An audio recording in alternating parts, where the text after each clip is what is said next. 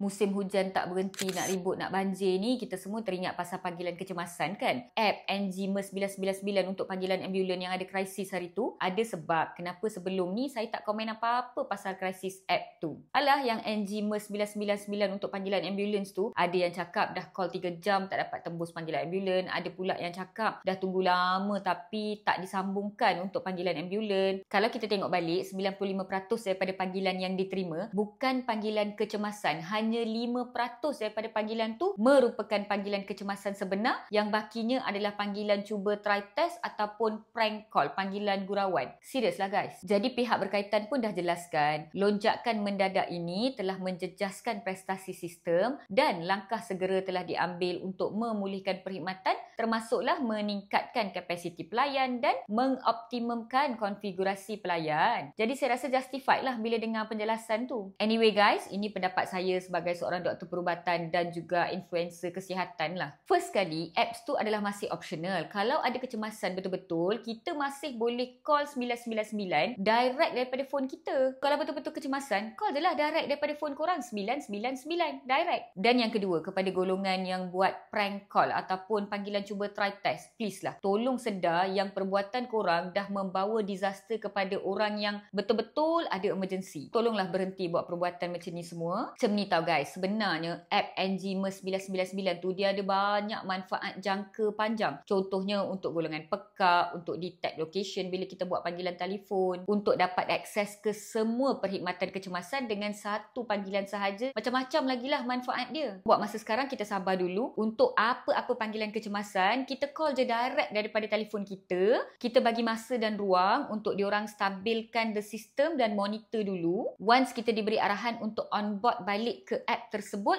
kali ni we will do it better. Okay tak Malaysians?